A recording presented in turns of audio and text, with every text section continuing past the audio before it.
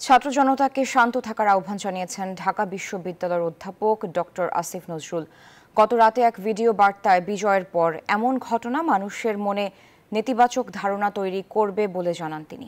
সুন্দর বাংলাদেশের জন্য সহিংসতা পরিহার করে ধৈর্য ধরে সবাইকে অপেক্ষা করার অনুরোধ করেন আসিফ নজরুল। কিছু কিছু জায়গায় যে সমস্ত ঘটনা আমি যতটুকু জেনেছি, এটা তো টোটালি আনএক্সেপ্টেবল। আপনার পলিটিক্যাল অপোনেন্টের উপর আপনার রাগ থাকতে পারে, আপনার পুলিশের উপর রাগ থাকতে পারে, এই জন্য এইভাবেই নির্বিচার হামলা করা হবে।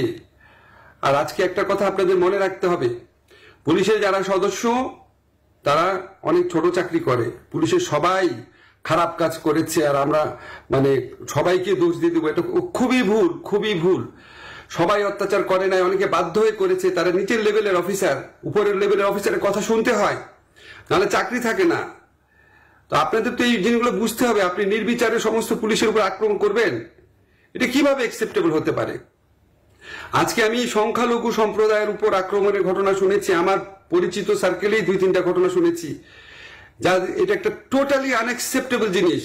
এটা হতে পারে না। এটা আপনি যে পশু শক্তির বিরুদ্ধে লড়ে আপনি বিজয় অর্জন করেছেন, আপনি যদি সেরকমই পশু শক্তি দেখান তাহলে মানুষের কাছে তো এই বিজয়ের আবেদনটা ছোট হবে।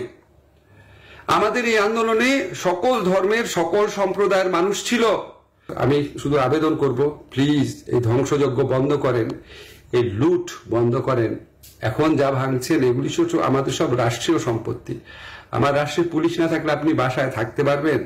আপনি তাদের আপনার পক্ষে সম্ভব? এটা পুলিশ বাহিনী রিফর্মের কথা বলেন। যারা পুলিশ, যে সমস্ত পুলিশের বিরুদ্ধে অন্যায়ের অভিযোগ আছে, বাণিজ্য করেছে, মানুষকে হত্যা করেছে, নিপীড়ন করেছে, অবশ্যই আপনি তাদের বিচার চাবেন।